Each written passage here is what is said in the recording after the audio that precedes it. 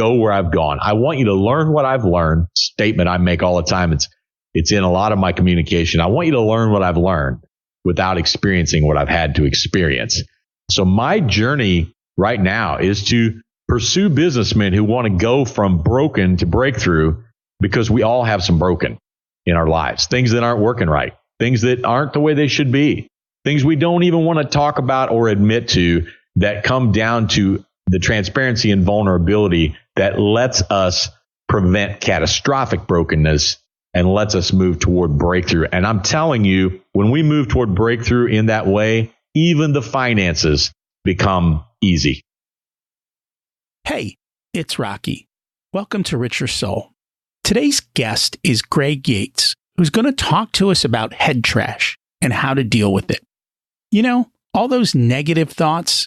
He has an amazing story of success and failure, and even greater success.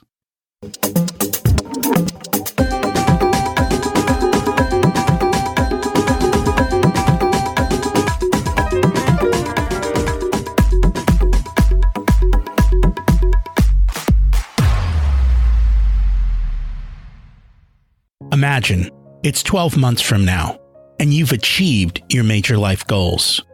How does it feel to be in the best shape of your life? To wake up energized, excited about the day? To have great relationships and friends who support you and propel you forward? How does it feel to have an excess of money, to be able to make the choices you want? To be fearless and open to trying new adventures? Imagine being connected to the universe and it providing everything you desire. It's possible over time, and your past does not dictate your future. The only thing holding you back from this vision is you. It's time to take control of our thoughts and use them to our advantage.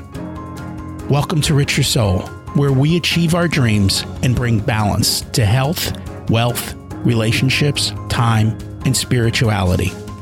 If you have not had a chance to listen to episodes 1 through 9, I encourage you to go back and listen to the framework behind Richer Soul and how to create the life of your dreams. You can also find all the show notes for this episode at richersoul.com. While you're there, you can sign up for a monthly email where I share the best articles I read this month, let you know about upcoming episodes, and share a little wisdom. You can also listen to coaching calls under the Coaching Calls tab.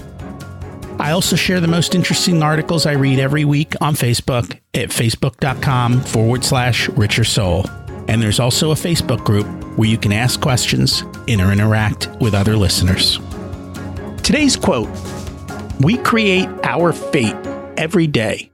Most of the ills we suffer from are directly traceable to our own behavior." Henry Miller. Today's episode is going to highlight that. And you're going to see some suffering. But no worries, it's all good. Speaking of behaviors, how did you do with last week's action step? It was to create your hour of power to work on your belief system. I just got back from a short camping trip, and I got time to just sit and think in nature. No phone, no lights, just thoughts. I'm going to be doing a lot more of this kind of unplugging so I can have more clarity and more time to think. I've said many times, your past does not dictate your future. In today's story, we'll see a super successful past that takes a turn to the bad and then an even brighter future. By the way, you probably don't know my family story. Well, you know that I'm an immigrant, and it was my parents' second big move. They had to leave the first time at the end of World War II. Britain had been ruling India for a long time, and they finally allowed for independence. My grandfather knew Gandhi, and he was a strong supporter. India was finally released from the British Empire, but as part of that, my parents were relocated and had to leave everything behind to start over.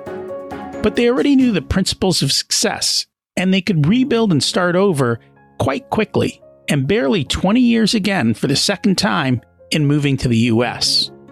It's funny to think how we were ruled by Britain, and within a single generation from being ruled upon as subjects, my uncle was dating Princess Diana. Life has its ups and downs, but it's fine. when you just keep going. Just like my friend Greg Yates, who's part of my mastermind group. He's going to share his story today. But before we get to him, a little bit about Greg. After more than 30 years in business, owning as many as 14 businesses at one time with hundreds of employees, Greg found himself under the influence of head trash when the real estate market crashed. In denial, Greg made decisions that ultimately cost him tens of millions in capital and a year in prison. Going from massive success to the brokenness of failure, Greg came face to face with the head trash that had blocked his decision-making process and left him isolated as a leader. Now Greg trains high-level teams the 4 essential gets if they want to break through the barriers of head trash. Greg takes leaders into a training environment he calls the practice zone, where these 4 essentials and the habits necessary to implement them can be intentionally developed for success. Greg is the author of 4 books, and his 5th book, entitled Circumstances Lie, will be released in the fall. His first book, Broken: How Being Broken Unlocked the Greatest Success of My Life, details his life, leadership, success, and the entire story of his legal battles and prison. It's a brutal story with extensive details Greg journaled in prison and how his return home sparked the desperate search for a new belief system and significance.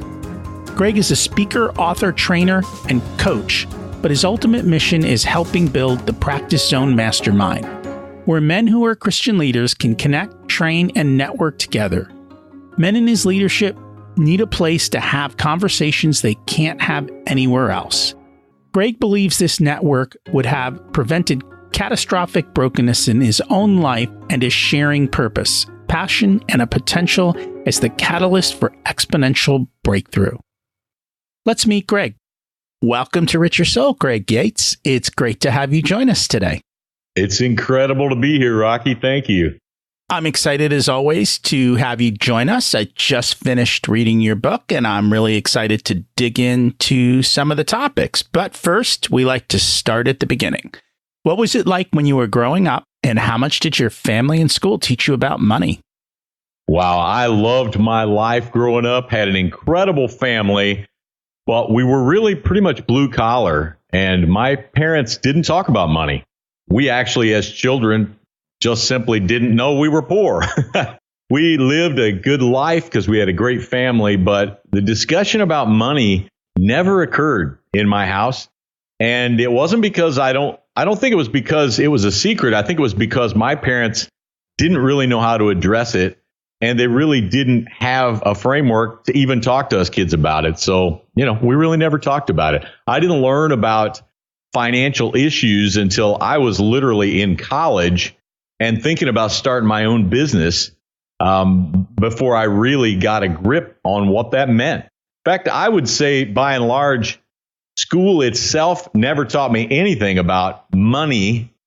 It taught me about theory, but it never really taught me anything about money. And what I learned about money, I was fortunate to learn from some older mentors as I began in my business journey. And so you were lucky to have mentors, and that's why they're always important to have. And I think that's the thing. For a lot of us, our financial foundation is built on what our parents knew, and depending on what your parents knew really makes a difference in where your foundation comes from. And even parents who know all the information, a lot of times they're so busy in their life, they never bother to share it. So it's not unusual that most people don't get a lot from school and from their parents. Yeah, it's a fascinating thing. How I chose to pass that on to my children was a little bit different, probably a little bit obsessive, because I saw the gap.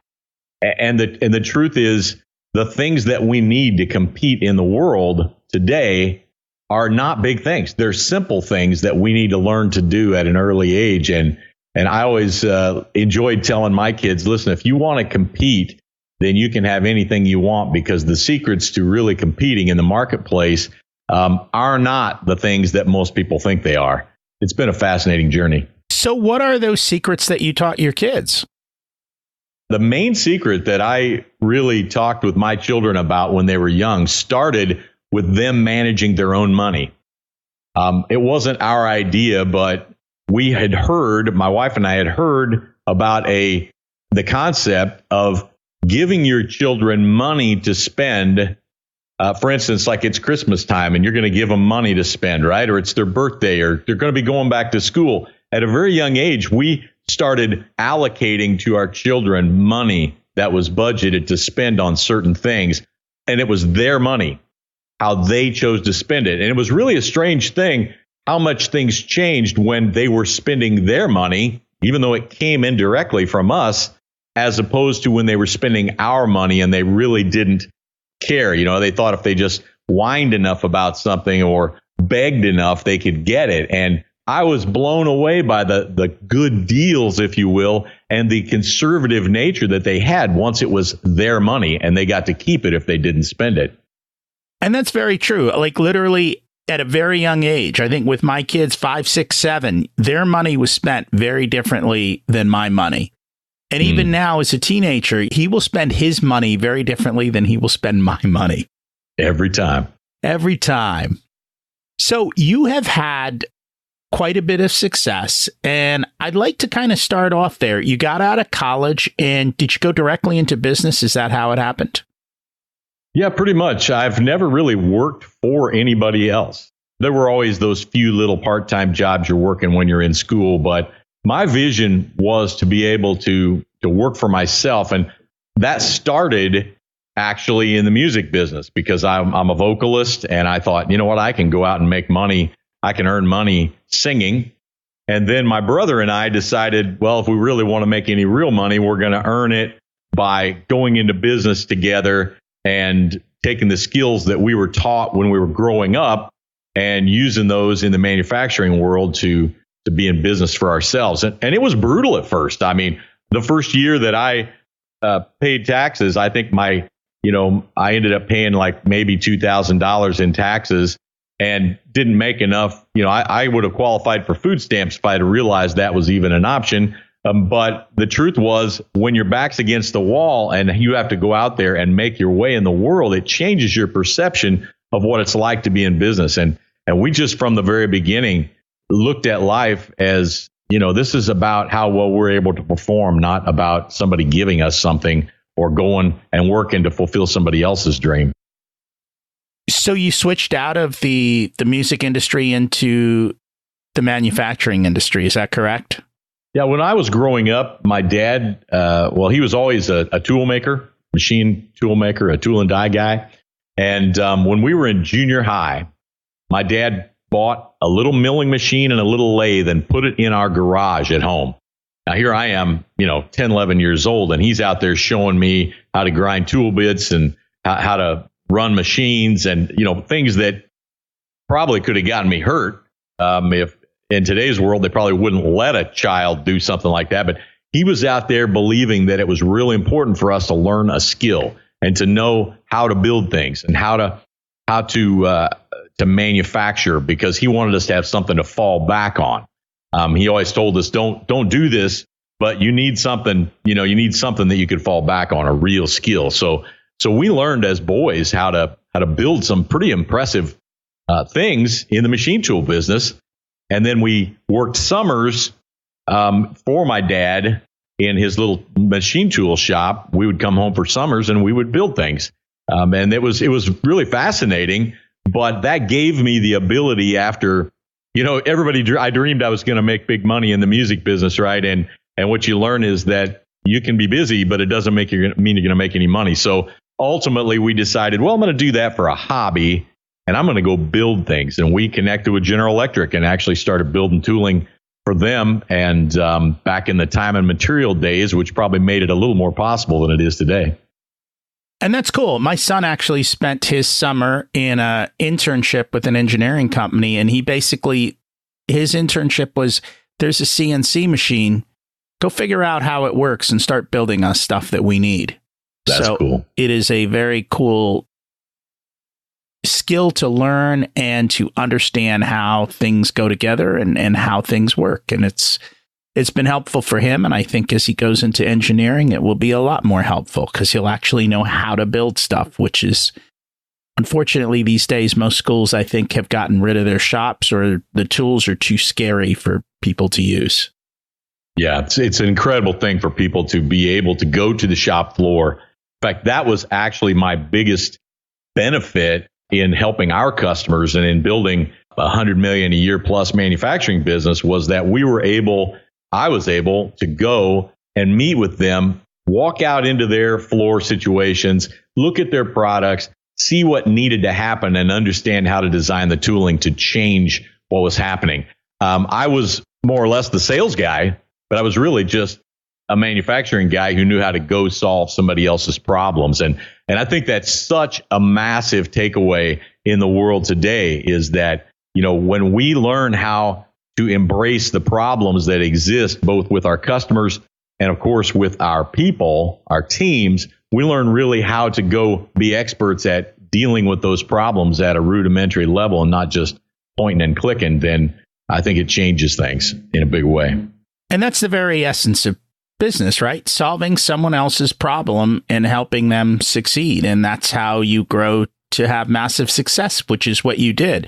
So you mentioned your business grew. So you started out with this basic tool and die shop, and you grew to having, clearly, GE being a major customer and hundreds of millions in sales. How did that whole process come to be? That's a great transition.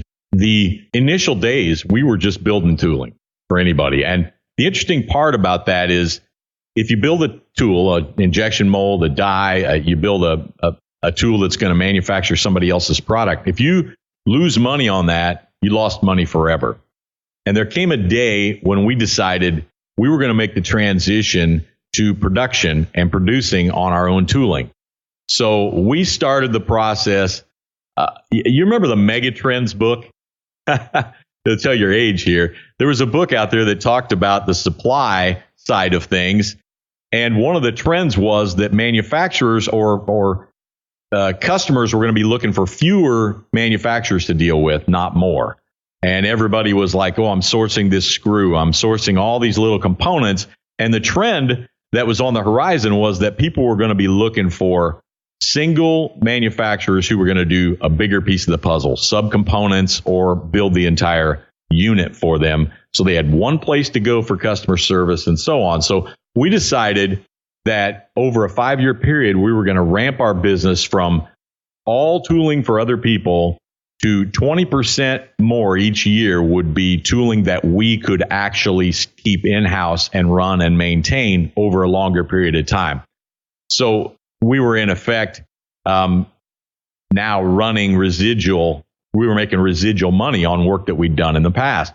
So each year, our conversation with customers became more and more specific. Oh, I'm sorry, we'd love to quote that job. And in fact, we had an incredible quality reputation.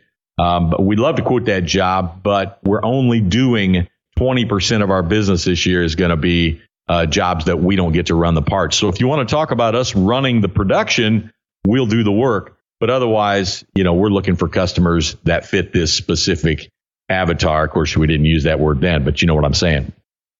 You had clarity of who your customer was and what you did, which is important, because then you can tell people and they either will flock to you or run from you. Yeah, the interesting part is when the customer doesn't know.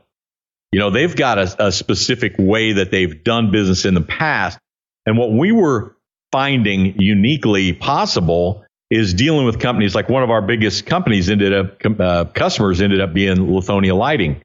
And we ended up understanding what their needs were, which ultimately led to them shutting down a few of their own manufacturing facilities in favor of us doing the manufacturing, because we could give them ultimately what their true definition of success was. They didn't want to be manufacturers. They just had it in their heads that if they manufactured their own parts, that they'd, have an economy of scale. And we proved to them that wasn't true. And literally, I went and closed down a couple of their facilities to move them in-house with us as we continue to grow. And so let's talk about it. You continued to grow, and at some point you hit a massive level of success and you walked away. So what was that all about? At 37 years old, I sold my interest in the company. And the reason I did was because I was the classic workaholic entrepreneur. I was working dark to dark every day. And one day, leaving the building late in the evening, I had what's called a TIA, right? A mini stroke type situation. I didn't end up causing any damage, and there was never any residual issue there. It was just stress related. But I literally couldn't function on my left side. I ended up going to the emergency room, going to Mayo Clinic. By the time, I rested up, they said there was nothing wrong with me. But it brought me to focus about what was really important in my life. And I asked my wife, I said, Vicki, should I consider selling my interest in the business because I had an offer? Should I consider it, or is it more important that I stay in the business? And of course, her perspective was, how much money do we need? I mean, the reality is I'd rather have you than have the money, which sounded great at the time. I just didn't realize yet how heavily tied my identity was to being that person in that role under that kind of demand. But that's how I transitioned out of business. It was really because I had this momentary scare, and I decided that it was important for me to be that guy who sold out young. And so let's talk about that for a moment. You were working all those hours because essentially you were the linchpin of the business. Whenever something had to be decided, everybody was coming to you, correct? That's right. Probably didn't need to be that way, but that's the way it was. And so I'm guessing you didn't have systems in place and processes so that you didn't have to be the linchpin, so to speak. From a systems standpoint, we were actually very mature because of the manufacturing side of it. We were QS 9000. We were all of these big quality programs were in place. Where we weren't systemically driven was me letting go of operational decisions and design decisions and things like that, and I didn't realize it at the time. I had great people, but what I didn't realize was how much my identity played into my need to be involved. Literally, we were running 24 hours a day, Rocky, and I would tell people, hey, if it's 3 o'clock in the morning and this is going to cost us money by morning, you call me. I would be on the phone every night almost with people who were in the night production because they were afraid to make a decision without touching base with me. I would be on vacation and say, no, I know what you're saying. I'm on vacation. I need a break. If you don't call me, there's going to be hell to pay. So you were the issue, right? I was the issue. I didn't realize it at the time, but I definitely was the issue. And that took a toll on your health to have a TIA at such a young age. I deal now with like the 5 areas of life, right? The 5 opportunities that we've got: our body, our mind, our relationships, our faith, and our finances. But at that point in my life, the only thing I was focusing on was my finances. And I did not find any value in anything other than how do I prove who I am by what I'm doing in this business, by what I'm capable to do economically. I literally did not place any value, which is not always an anomaly at a young age, because you're thinking, oh, my body can take all this. Oh, there's time for those relationships later. All those lies we tell ourselves. Very true. So you're 37. You walk away with, I'm assuming, a very, very large paycheck from selling the business. What did you do next? Now, and you're stuck at this point, right? Because your entire identity is this business. So what was the next step there? I'm a pretty aggressive person. My personality is, very dominating at times. And yeah, I walked away from there with a big paycheck, with a long-term deferred compensation plan. Everything was set. And for the first year and a half, I was privileged to be able to participate in the last year and a half of my son's high school days. And, I strength trained with the football team. I got to really be a part of that. And I had been sort of the absentee dad for quite a few years. And so that was a gift. I actually approached some of my friends and said, I like to learn how to play golf. I'm an athlete. I'd like to learn how to play golf. I had a hard time finding somebody who was willing to teach me, because they said, I'm not taking you to the golf course. I think they were afraid I might be not suited for that. But it turns out I was. And so I started playing golf, and then I realized the phone wasn't ringing. There was no demand. And it was literally, I couldn't even sleep. I went from being a guy who slept 3.5, 4 hours a night. That was it. And then all of a sudden, the phone's not ringing, and I really struggled with it. So what was the struggle? Just that you didn't feel important, or were there voices in your head? What was it that was going on at this point? I don't think I could identify it at the time. I was looking for distractions. Got myself in a little bit of trouble from time to time between in that time frame because, just looking for anything that would simulate the validation that I received in business. But I didn't understand that actually until I wrote the book that you recently read. I didn't really understand that until later when I finally had to do a lot of self-diagnosis to find out what happened to me. Why did this guy who had been literally gifted just everything anybody could want, why did I crash? What drove me there?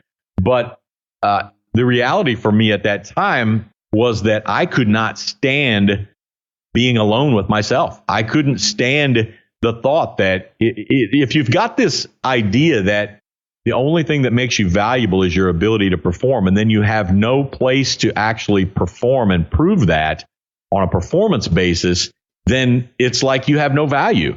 And I began to just feel that I had nothing to offer. Nobody really needed me. And I think that's a societal thing. Is in America, at least, we're all judged on our job title and our income, right? We're not judged on anything else. And that's a struggle when you decide you don't want to just be judged on that alone, that you choose to be judged on different things. And it does mess with your mind. I totally get that. My process later here has become one of seeking what I call my DOS, my personal definition of success in every situation. I literally will talk to individuals and say, okay, hey, I feel like I'm your friend, but let's define what that is. What's our goal in this friendship? Where are we going with this? I mean, people look at me a little strange sometimes, but the truth is I need to know. I've realized over time that it's important for me to understand why I'm engaged in what I'm doing so that I can focus in on how to do it better and know that I'm making incremental traction toward something.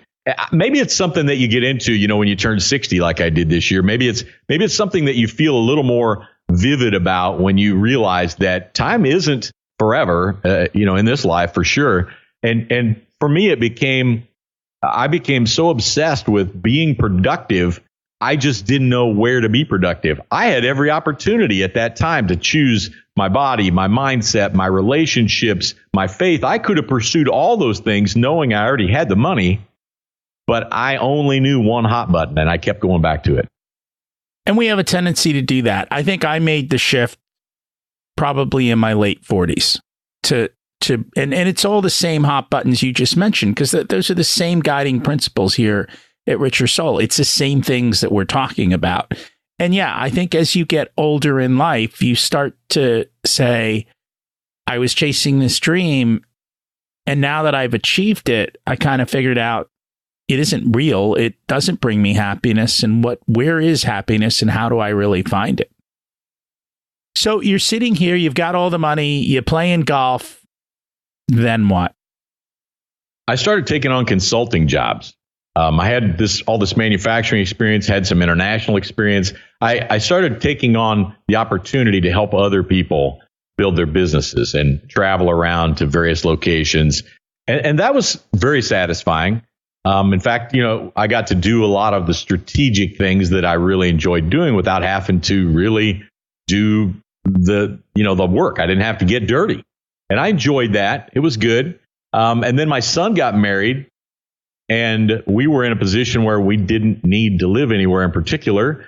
So my wife informed me that she was not going to be a long distance grandmother.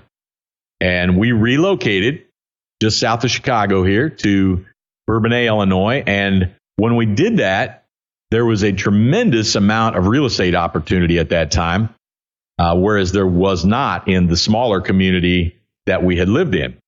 And I began becoming obsessed with the real estate business. And long story short, I started buying properties, and then I started building properties, and gradually I bought a flooring business and an IT business because we had so much going on there, and that opportunity had opened up a payroll company, a pest control company, multiple franchises, and we continued to expand into construction and concrete. And then I ended up repurchasing at one point the lighting business, the manufacturing business that we had sold. And so I'm back in bigger than life, and everything's going great, of course, because the real estate industry is booming. That's where I went from there. And just for reference, what year was this? Like what time frame? 2002, 2003 is when I started really ramping back up in the real estate business and buying other businesses. I had, like you said, I had cash, and it was not a time when the markets were a little scary. And I thought, I'd rather have this money out there working in businesses. So I just started buying businesses and buying buildings and renovating buildings and using the money in a way that I felt I could control. That was the time frame. So it was great, right? For another half a dozen years. It was. Just out of curiosity, at this point, were you still all about the money, or were you more balanced in your life? I wasn't necessarily about the money because I felt like it was irrelevant, but I wasn't balanced either. I was about the satisfaction. I was about the deals. I was literally out there just about me being bigger than life, and how could I be worth $1 billion and all of those things. I wasn't living a lavish lifestyle. I mean, I drove nice cars, lived in a really nice house, all that. But from my estimation, I was still, I thought, a pretty humble guy. But I needed the accrual. I wanted to accrue to something. I saw my legacy being that, it wasn't going to be about what I did. It was going to be what I left behind. Chasing success, essentially, and whatever your particular vision of success is. So it's not that you want the money, it's that you want the success of business. Right. Exactly. So then 2008 came along. That caused quite a few waves for quite a few people, including myself. How did you handle the waves? I handled the waves like any arrogant, well-capitalized business person would handle them. I said, how long can this recession last? 18 months? We can handle it. We'll buy when other people are selling. We'll sell when other people are buying. And so I proceeded to put my head down and basically be in denial about what was really occurring. That continued until, of course, the regulators changed the rules for the banks, and suddenly nobody wanted real estate loans. Nobody wanted to be in that business. And, in my opinion, there was a bit on the commercial side of a cascade that was created by regulatory knee jerks that sent a lot of us reeling. And ultimately, as you know, I was unable to finish a construction project we had going, and that became a big problem for me. And during that time, and I don't think people realize this, if you have callable loans, banks were calling loans on everybody, or they were cutting your lines of credit. It didn't matter that you were making payments. It didn't matter that your business was fine. They were just in a very risk-averse place, and literally across the board, they were cutting back on everyone. And if you couldn't handle that cutback and you didn't have that margin, then you kind of got stuck in a very bad spiral.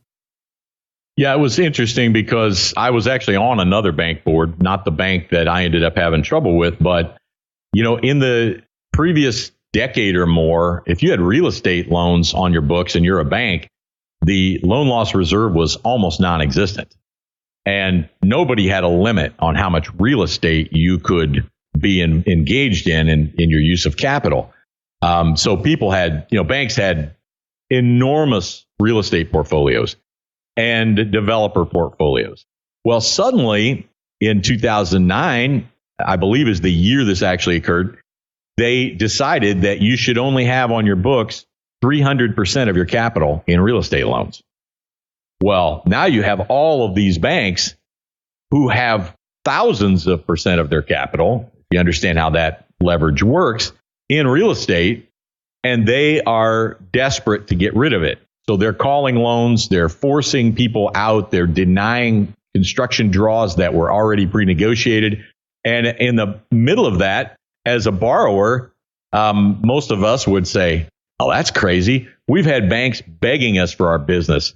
We'll just go to another bank. Well, no banks would even talk to you because they were all trying to get rid of their real estate business, their real estate loans.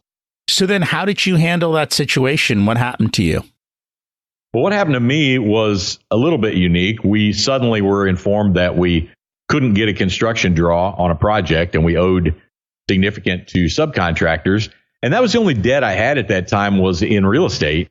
But the project itself, I was used to the days, I was in the mode of you sign the paperwork and you make money. You're not really putting hard money into many of these projects. And when they refused to do that, I said, wait a minute, this is not right. I had negotiated. I was smart for about 5 minutes, right? I had negotiated at the front end a $300,000 personal guarantee as opposed to the almost $15 million at that point that the project had going. So I had done some smart things there. I could have just stopped right then and only been liable for my personal guarantee. That's what I should have done.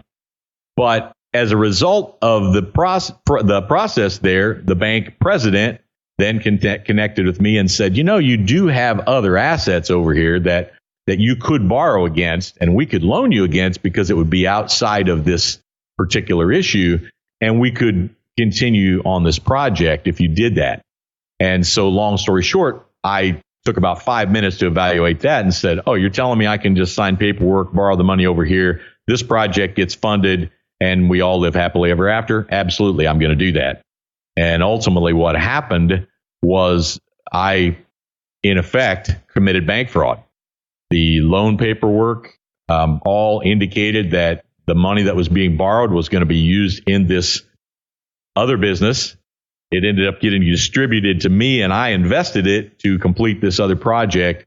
And about 3 years later, when the bank had gotten closed down by the FDIC because they got closed down for unsafe practices, falsifying call reports, and so on. And I didn't realize. A lot of people would say, hey, I should have been smart enough. And they're right. I should have realized it. But at the time, it seemed like, oh, we'll just borrow somewhere else. We'll make this happen. 18 months from now, when this thing's over and we're all making money again, we'll still be in the game. And ultimately, I got indicted for bank fraud. And sometimes we get caught in unintentional things. I mean, during that time period, they literally were after everyone. If they could show a way to prove to the American public that they went after the bad guys, guilty or innocent, they were out for blood. And I remember, during those times, I think they made General Motors fly in to see Congress, and then they complained that they came in on a private jet, which, mind you, was probably half filled with congressmen. But the point is, at that point, they were out for blood, and they didn't care if it was right or wrong. We need to show the American public that we're doing something to protect them. And it sounds like you got caught up in all of that. It was very disheartening because, in my opinion, at the time, everybody was on the same page. The bank was on the same page. Everybody knew what was happening and why it was happening. And yet, I was the signatory. I was the one who did it. And it's kind of difficult when you realize that you were ignorant, right? It's kind of difficult. And I speak with a lot of business guys about this. There are hundreds of thousands of rules out there and laws out there that are punishable by going to prison. But we never think it's a problem. It's like my brother-in-law said about cholesterol. It's not a problem for you until it's a problem for you, right? I mean, it doesn't become a problem until it's a problem and you're really at risk. And, if someone had said to me, now, Greg, we can do this. Now, it's technically illegal. Well, I would have never done it. I mean, that would have been craziness to have done it. And yet it's the 5 seconds of ignorance perspective. It doesn't take very long to make a bad decision. And I have to be honest that decision was based on a lot of arrogance, a lot of perspective in my life that needed to change. And maybe that was just the avenue through which it changed, but it was definitely a life-changing event. So what was the life changing that occurred? Looking at life and pursuing money, finances, pursuing status, if you will, had consumed me. And then I found myself in an environment where, nobody even knew my name. The process of going through a complete brokenness of character if your beliefs about your identity are that you're a performer, that you're a quote unquote good guy, that, you're helping people, that your life means something. And then everything from the newspapers to the court system is telling you that you're a bad guy. And now you can no longer perform because, when banks start calling the loans on your real estate, it gets even worse than what you talked about, because once you're indicted, now it becomes a feeding frenzy. Every loan you have on and it was all real estate, but every loan gets called. Everybody wants to just come in and try to get what they can get. We could have written them a check for the amount of that bank fraud situation. We could have written them a check for that. The point was, instead of that, they sucked all the money, not the government, but the banks involved, sucked all the money out of our accounts, and we had to fend for ourselves.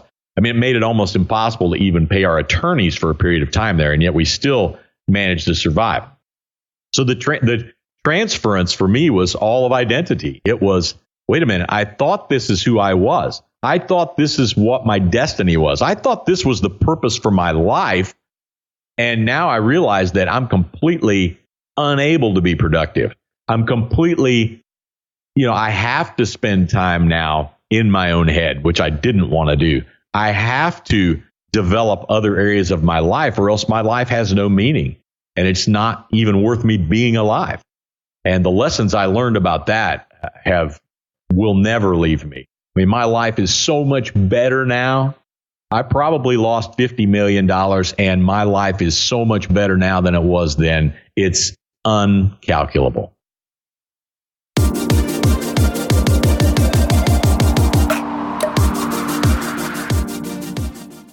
Today's episode is sponsored by Profit Comes First. Profit is good. It's the fuel that allows you to live the life of your dreams. Too often, business owners focus on the part of the business they love and ignore the most important part, the bottom line, that makes everything else possible. I've heard many of them say looking at spreadsheets and figures and their financial statements is akin to a root canal. It doesn't have to be that way. It can be more like a bowl of ice cream. And that's what you can learn at Profit Comes First, where we help you implement systems to ensure the money is always there to pay taxes, make payroll, and of course, to reap profits. It's the fuel that allows you to live the life of your dreams. What would you do if you had the time, money, and ability to do anything you wanted? How well would you sleep at night knowing everything is covered? Learn more at ProfitComesFirst.com and schedule a no-obligation call to see if it's right for your business.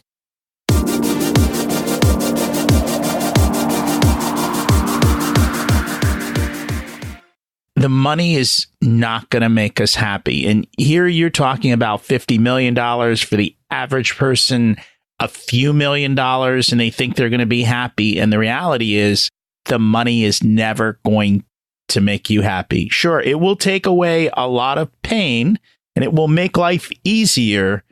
But if you're out of balance and that's all you're going after, things are not going to work out so well. And you learn that lesson. And so what was the transformation that occurred from all of this? You want to know who your friends are? You go through something like this, you'll find out very fast. I was completely broken by being embraced by people I'd done business with, people who I didn't even really know that well, coming to talk to me, visit with me. Then when I ultimately, as you know, I ended up spending almost a year in prison. And as I went through that first week, the self-surrender side of it, unbelievable experience, just unimaginable experience. And then when less than a week, having my wife show up for visiting, and that's one of my favorite chapters of my book is the visiting room chapter, because that particular chapter highlights the moment when I became aware of how deep her love was for me and the awareness that I didn't deserve it. And the ability to sit and talk for a few days at a time from 8 to 3 and have no ability to even touch or to have anything with you, just to sit and actually talk is just something we'd never done. And I realized the depth and power and peace and satisfaction that's associated with relationships and the ability to find something I'd never found in the race for economics and to find it in taking care of other people, in literally spending time helping other people, helping people get their GED, helping people. I got to be the outside driver for the camp and was driving people to the bus station to go home or driving them to the doctor, and the opportunity to just hear their stories and hear the agony of their own lives in many cases. And it just changed my entire perspective. I had looked past people for so long that I never understood the power of relationship and the power of just, I understood compound interest. I didn't understand that you could have compounding interest in relationship. I never understood that until then. You can have compounding in every single part of your life, from your health to your wealth to your relationships to your everything compounds over time. That principle applies everywhere. And I know when I was reading the book, one of the things that you talked about is essentially the system is against you. They really don't show much respect to the prisoners, and they're not there to help you kind of get rehabilitated. Yeah, it's very difficult to talk about because I understand that it's a difficult job for the people in the prison system, the guards and all of the people that deal as a career in this environment. It is very difficult for them, I'm certain. But the perspective, well, maybe this is a bad way to say it, and I hope nobody takes offense, but being in prison is like living somewhere that's run by like the DMV or the IRS. Okay. If you've ever had to deal with any of those organizations, not that there aren't some great people in them, I'm sure there are, but if you've ever been on the other side of them, when they resist, just by default, they resist helping you. When by default you're bad, they're good, you're dumb, they're smart. It was a very difficult situation, probably more so for guys like me than most, because I was used to walking into the room and commanding a bit of respect. I was used to having a presence, and when suddenly you're being strip searched every time you get back from a trip, or you're going through being breathalyzed. I'd never been breathalyzed before, Rocky, and every time I left there to take someone on a trip, you get searched and breathalyzed, and you go through the entire drug testing process and all these things. And I was just used to a little bit a different environment. I was sharing a 10 foot by 10 foot cell with 3 other guys. There were 4 of us in this cell, and that's smaller than my walk-in closet, if you know what I'm saying. I do. I actually mentor people who come out of the federal court system through a program called Care Court.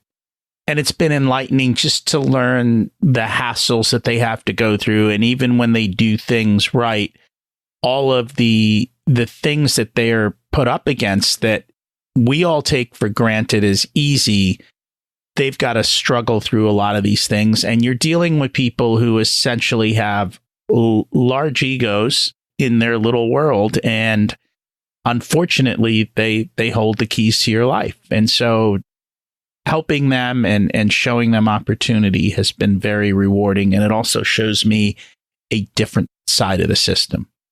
That's awesome. That's fantastic. So through this coming out, this is kind of the reason for your book, Broken. So why did you decide to write the book? interestingly, when I got home from prison, I felt that I had transitioned mentally, right? I felt that I was ready. And I got home and I realized that every time I stepped into the public, it felt like I was getting in a microwave. I couldn't stand the feeling of being in church or going into the grocery store. I couldn't stand just the eyes and the people. And I knew that something had to change. I knew that I had to get a grip on what I later was able to identify as my old identity, my old beliefs about that guy, and where I was going to have to go to survive. And I found myself in a situation where I'm a journaling guy. I've always been someone who journaled. And I just started journaling about me. I just started journaling about the experience and about what I had, what I believed had brought me to that point. And as I began to write it, I began to understand myself better and understand the transformation that had occurred and why it occurred as I was growing up, the perspectives that I'd had, the reasons I'd built this persona. And then I had to go through the brokenness and realize through some of my prison journaling where I had ended up. And as I wrote and wrote, I had people that I would tell, I'm writing it all down, man. I'm keeping a record of this. I'm writing it all down. And I had people say to me, you should share that. You should share that. And so I decided that, when I got done, I would send it off to an editor and see if it was, worth sharing. And that's what I did. And to this day, I'm just receiving so many, the most common thread that I hear is, Greg, I thought this book was about you, and I didn't realize it was going to be about me, especially if they're leaders, right? They're people who have fought these battles and have identified themselves as people who feel isolated and can't even express how they really feel because they don't think anybody will get it. It's been a phenomenal experience, and it's been liberating for me to almost like hand the book off and say, this is the past, where I'm headed now. This unlocks it, and I'm going somewhere else. And so we're going to talk about this somewhere else in a moment. But one of the tenets here at Richer Soul is also spirituality. How did your relationship with God work throughout this whole process? Because I know you were a big believer and you were spending a lot of time in church before all of this happened. Yeah, it's interesting. I didn't really understand what grace was about. I understood the word and the definition. I always had positioned grace in the Christian faith as being something you needed if you couldn't perform. Right? I mean, if you could do it yourself, then you didn't need it. And what I came to realize was that may have been the greatest idolatry that I had, was this perspective that it would be more satisfying if I could perform on my own than if I could give, if I could literally give in to the grace that was offered to me through Christ. And I really saw my entire life as being about performance. I believe that God was validating his love for me by making me rich, by giving me success. And I didn't see it any other way. And as I began to walk through this process of being broken, it took me, into deep question. I asked God, what is going on? I thought we were good. I thought you and I were good. And I had to reach the point in several crisis times that I had to let go of who I was and my identity in ways that I had failed to understand before. I literally came to the point that I could see in the eyes of my imagination, I could see myself interacting with God. I could see him at work in creation. When I was in prison, the hardest thing for me at first, especially, was time, because it goes so slow. And, sleep is like something that's desirable. And I was a guy who slept 3 or 4 hours a night. I would lay awake at night feeling like I was in hell, feeling the scents and the sounds and I was on the top bunk about 2.5 feet from the ceiling, staring at the blank ceiling and feeling that every conversation I'd had, every experience I'd had in the past was just racing through my brain nonstop. Kind of like you're laying awake at night and you say, I've already been through this scenario. I need to just turn it off and get some sleep. And I couldn't. It was as if everything that I'd ever done, I saw things, I saw experiences and realized how they had impacted other people. And I was completely oblivious in the moment. And I cried and I just begged God for the opportunity to make those things right. And in the midst of all that, I also began a process of journaling where, because I had so much time, I would literally just pray my way what I consider to be into God's presence.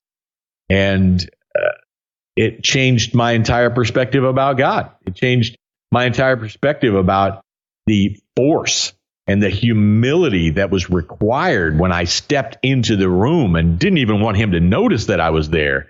And there were times I came into God's presence and it was as if he were angry or his expressions were completely different. And I prayed to that end. It was as if we were all one. And my sister, who died some years ago, was there. I mean, it was just the craziest thing, Rocky, but I knew without question that I was stepping into another era of life. I was stepping into another place that I was unconnected in the past. And I needed to be connected with what was bigger than just the economics, the manual nature of our bodies and of our execution of life. And I became so close with God during that time that I literally didn't want to go back.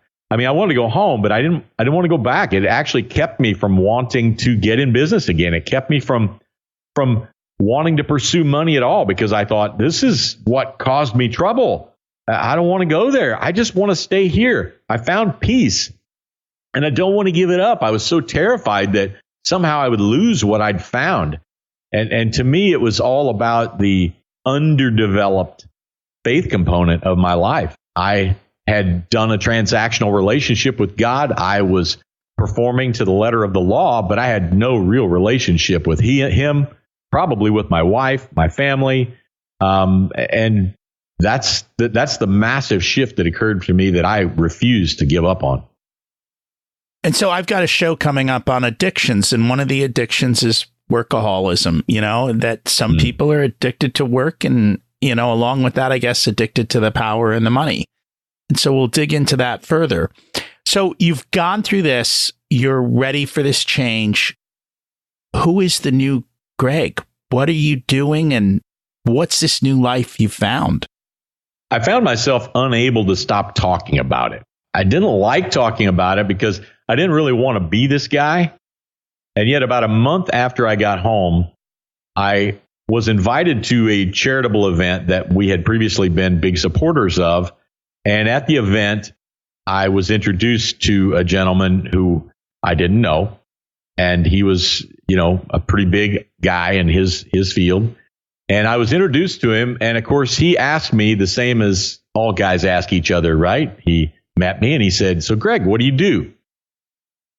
This was a big shift for me, Rocky, because all of a sudden I wanted to default back to, we still had some businesses. We still had some property. I wanted to default back to the past. And it was like a slow motion moment when I decided that this identity that I wanted to align myself with was going to be a little bit painful, and I was going to have to make a decision right now. And so I could see my wife, like, slow motion, she's listening really close. I think my buddy that introduced us was wondering if he should jump in, right? How's he going to answer this question? And I just answered the question by saying, well, I just got out of prison and I'm pretty much, living off my wife right now. Yeah. And it was as if in that moment, I crystallized the breakthrough, because I knew that I was going to own my identity going forward, that it was going to be separated from this performance identity. And it was hard. It was painful. And it has generated, however, the opportunity for me to talk with a lot of leaders, a lot of business people who are broken and hiding that brokenness. And that's what I do. I literally have a lot of whispering voices in my ear, people who will contact me, want to get with me, want to talk to me and tell me, Greg, nobody knows this, but I felt like you would understand. Or Greg, 20 years ago, this happened and I completely have alienated myself from it, but I can't escape it in my own mind that this is who I am. And I've really put myself into a platform where I'm able to not only help people be successful, because I still have all the same skills I had. I mean, I'm writing business plans. I'm helping people arrange financing. I'm doing all kinds of business things, but I'm doing it with the people that I can engage with at a much deeper level. And let's talk about the real issues, because I don't want you to go where I've gone. I want you to learn what I've learned. Statement I make all the time. It's in a lot of my communication. I want you to learn what I've learned without experiencing what I've had to experience. So my journey right now is to pursue businessmen who want to go from broken to breakthrough, because we all have some broken in our lives, things that aren't working right, things that aren't the way they should be, things we don't even want to talk about or admit to, that come down to the transparency and vulnerability that lets us prevent catastrophic brokenness and lets us move toward breakthrough. And I'm telling you, when we move toward breakthrough in that way, even the finances become easy.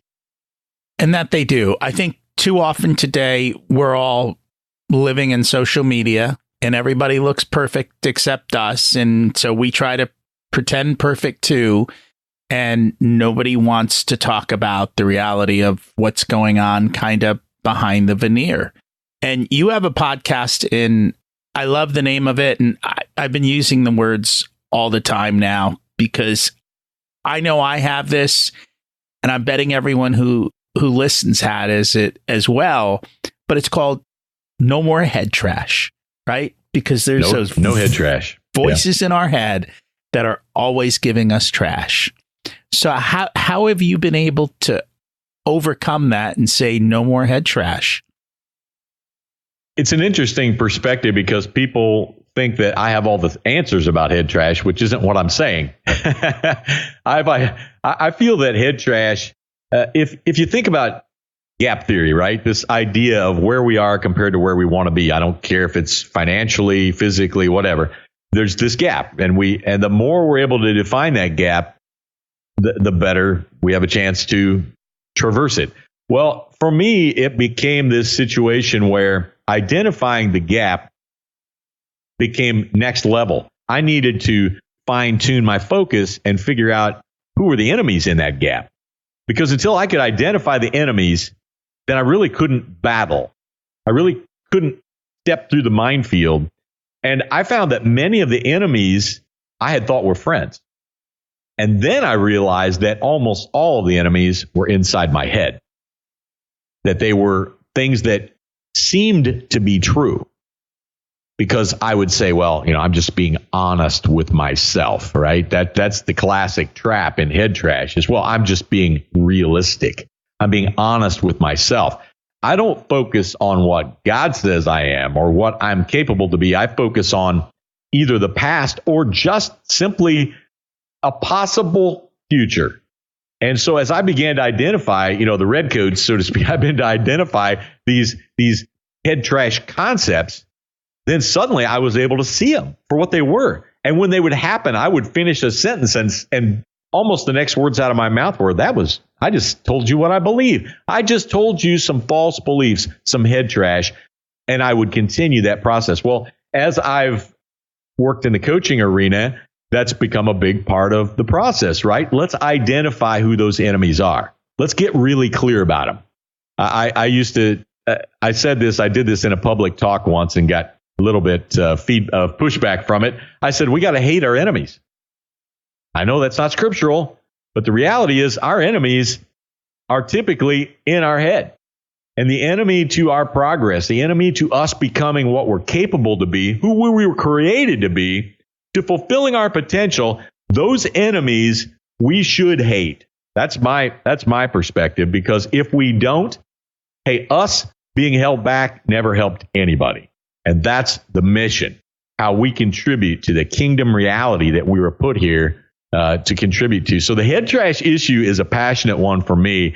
And it's funny, people who will feed back to me and don't really get what I mean by head trash. They get confused. They think I'm talking about like that you have dirty thoughts, that you're into pornography or something, as opposed to just the self-denying, self-limiting thoughts that we have. And I've always said this on the show, the number one obstacle to you having the life of your dreams is the reflection in the mirror. And until we can overcome ourselves, then the reality is we are stuck. And so it sounds like you've done a phenomenal job of doing that. And again, that's part of the reason for this show is learn from our mistakes. I mean, if you want to go make them yourself, go ahead. It's the harder path, but you can learn from other people's mistakes instead of having to do them yourself. That's beautiful. Is there anything else that you wanted to share about your story, but didn't get a chance to? There was another moment in my journey that really gave me a new sense of validation, Rocky. And it was a moment when I was questioning whether or not I had any place left in the world. I thought, God gave me this opportunity. I blew it. And, my life's basically over. And as an outside driver, I had the opportunity to take people from the literal maximum security prisons to the bus stations and train stations as they were getting out. So a lot of these guys had been in a long time. And there were some very interesting conversations that went on. And one day, probably 3 months after this process started, I was driving a very huge Native American guy to the bus station, and he'd been in for 14 years. And he couldn't stop talking, which was pretty classic as it relates to people being released. They were, they hadn't slept probably the night before, and they were so many stresses, so many things that were on their mind. They just couldn't sleep. And this guy was talking a mile a minute. And when I say he was huge, he was muscularly huge. I mean, the guy I'm a pretty big guy, and he was just so imposing. And here we were in this little Ford pickup truck, one of the little bitty ones. And we're driving along, and he's just telling me how he's just terrified. He's terrified that his family doesn't even want him to come home, that his daughter, who was born right before he went to prison and never came and visited him, that she wouldn't want him around, that he wouldn't be able to support his family, that he would just be a burden on him. And he was just going on and on. And I felt an overwhelming sense that God was pushing me to say something to this guy. And I'm thinking, like most of us, like, I don't know what to say. There's no right answers. I can't just pull some magic trick out of the bag. And I'm thinking about what should I say. And I finally just said to him, I said, "Can I ask you a question?" He said, "Sure." I said, "Do you believe in God?" And he said, after quite a long hesitation, I thought, oh my goodness, because a lot of these, they had the huts where these guys would pray and everything else. And I thought, oh my goodness, I've stepped over the line here. But he finally answered and said, "Yeah, I do." And I said, after another long pause, I said, "Do you think God could make a difference in where you're going and maybe even go ahead of you to get there? You think that's possible?" I was probably asking the question even for myself, to be honest. Another long pause. And he said, "Yes, I do." About another 10 minutes, silence, and we got to the bus station. And my heart was beating out of my chest. And before he could open the door, I said, "Would you mind if I prayed for you?" And this was not my personality, but I felt I had to. And he looked at me and he said, "Okay." And I said, "Do you mind if I touch you?" Now, you just don't touch guys in prison. I mean, that's where the air fist bump was invented, is in prison, by the way. I mean, you just don't touch people. And he said, "Okay." So I put my hand on his shoulder and I said some prayer. I don't even remember what it was. And he got out And the entire way back to the prison, I was like flying because I was praying for this guy. I don't even know his name. I was praying for him. I was praying that God would intervene, that the Holy Spirit would go ahead of him and make things, somebody would be there prepared to help him and to continue this conversation. I was so overwhelmed emotionally. And I realized that I could still make a difference. I realized that all of the things that I thought were important, that God could still use me. He could still use me. And as much as that sounds like, well, of course, people would say, well, of course, we know that that's the truth. When you're in that situation, and some people that are going to listen to this have been there or are there, when you've been in that situation and you think it's too big and there is nothing meaningful left in your life, for me to realize that God could still use me was the seed that I needed to grow and that I continue to cultivate and am cultivating to this day to grow an entirely new legacy, to grow an entirely new persona in me, to be able to make an impact on other people. And I knew that I had to develop the belief that no matter what had happened, my greatest potential, my highest created purpose was still possible. That it was still possible, even after everything that had happened, even after being in prison, even after breaking myself, I had to grab a hold of this belief that my highest created potential was still possible. And that day changed it for me. And I had that conversation with probably, 50 more guys before I left there. And it didn't always go well, but I knew my mission. And I knew that God was going to use me. And I still feel that way today. And I think that's a big thing, is that shift in how we look at the world and how we look at ourselves, how we connect to the universe is a big part of it. And everyone's got to figure out their particular connection. As you said, you've got to figure out how you're going to do that and how it works in your life and what it means for you. But I think it's a very important part of life, along with all of the other things that we've talked about. Yeah. What's an action step that people can take this week to move forward in their life? My action steps are always about finding the smallest possible step we can take toward our clear definition of success. I find a lot of people getting ready to get ready. They're framing big strategies and big action plans that they don't know how to implement.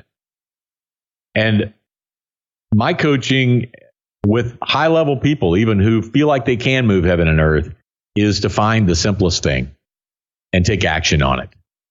And if it's okay, I want to tell you that part of my framework is built on both the book Broken that I wrote, and also on the book that I'm almost to release called Circumstances Lie, because it focuses on the truth about the fact that circumstantial evidence is not the measure of who we are or what our true possibilities are. Keep taking those incremental steps. Keep moving in the direction that leads to breakthrough. And if you can't see the direction, find somebody to help you see it. Find somebody you can count on and believe in who will believe in you. And that's a big part of it. I mean, you've got to believe in yourself, and then you need cheerleaders to believe in you as well, to help you through those times when things kind of hit the bottom and pull you up and show you that everything is possible when you believe. Borrowed belief is a big thing. We need it, and we need to lend it.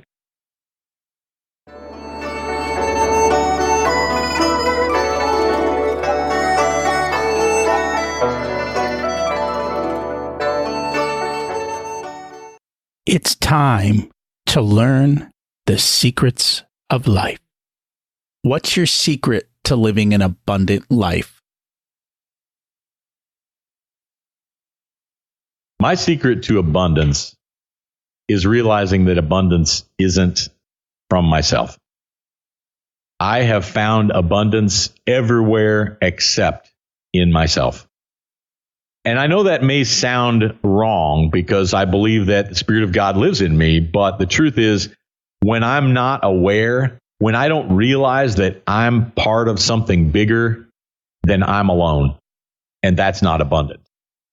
Abundant life is me being a part of the kingdom of God. It's me being a part of the relationships and the lives of other people and contributing, being a contributor, not a consumer.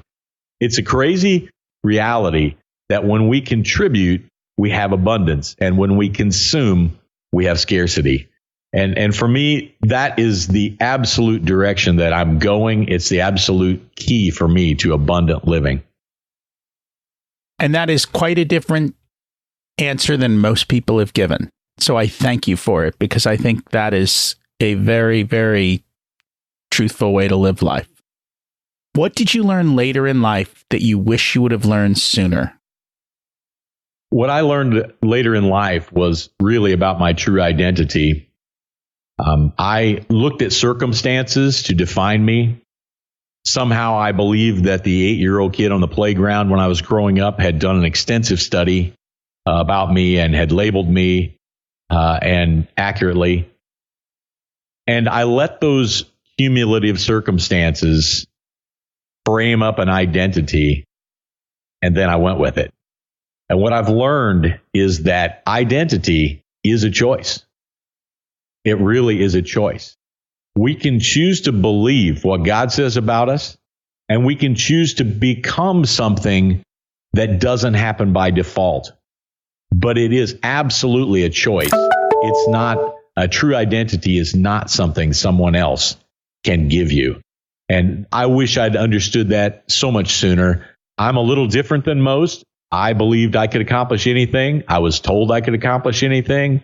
I was a great student. I had many gifts, and I believed that that defined me, when in reality, I had no idea what God had in mind for me or what He defined me as. And I wish I'd learned that much sooner. And our last question is, what one piece of advice would you give to your younger self? The advice I'd give my younger self is not to take me so seriously. I have always been so careful, so calculated, so the shields of my life have always been so intense that nobody could ever know me. I didn't want anyone to know me. I felt that that was wrong, that somehow if they knew me, they wouldn't love me. And when the shield generator got blown up through my prison experience, I realized that only when I let people see the real me could they love me. And if I could go back in time and tell my younger self to be vulnerable somewhere, to find people and circumstances where I could be real, then that would be the biggest game changer of my life. And there is tremendous, tremendous power in vulnerability and learning to put down your shields, which is probably an extremely difficult thing to do, because then you're sitting there essentially naked, and it's not a comfortable place to be. But yet that is truly where connection and relationships and all of these things come from. I know that you are working on a lot of great things, and you've got another book coming out. If people would like to learn more about what you're doing and the programs you have and the masterminds, just share a little bit about that and where they can find you and how they can connect. That'd be great. My primary website is noheadtrash.com. That ought to be easy to remember, right? Noheadtrash.com. And it's not an elaborate website. What it does is give you the ability to connect to a few things that I do. I lead a class, and I have a little master class for free on the website there that is related to a topic that I get asked a lot. Greg, what would you do if you were a new leader? It's entitled How to Lead When You Don't Feel Like a Leader. That's become something that's been powerful for experienced leaders, as well as people that are just stuck, or people that were promoted into leadership and have no idea how to lead. I also am building the Yates Mastermind It's kind of on a framework that I call the practice zone, because I believe that we need a place to practice. We need a place to refine our skills, that how we practice is going to be how we perform. And I really love engaging primarily with men in that mastermind. On the side with the ladies, my daughter actually leads that, and she is phenomenal. She's a great leader in her own right. And we really love engaging with people in the mastermind setting. I do a lot of public speaking and coaching, more speaking than anything. And I do enjoy telling my story, and I enjoy motivational speaking from a standpoint that's a little bit in your face. I'm a little bit of an in your face type of a presenter. I do enjoy that, and I look for those opportunities as they come.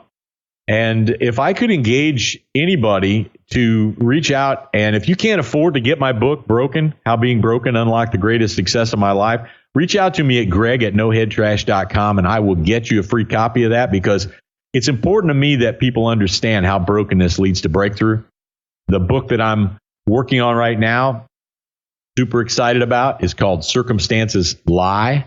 And it is literally, for me, the formula on how to move out of the environment of circumstances driving all of our decision-making process, and moving into a definition of success, a DOS-based decision framework. And it really is about a high-level decision-making framework.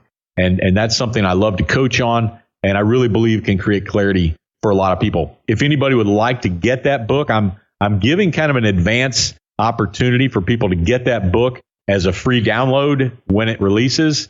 And the easy way to do that is literally to just text me, the words EZ, the letter E, the letter Z, EZ book, to 474747. That 6-digit code, all 4 sevens. If you would text to that, you get a link that'll let you download that book. And I would love for anybody who's interested to engage me there. You know, this is a great opportunity for me to say this, Rocky, and I really appreciate what you bring.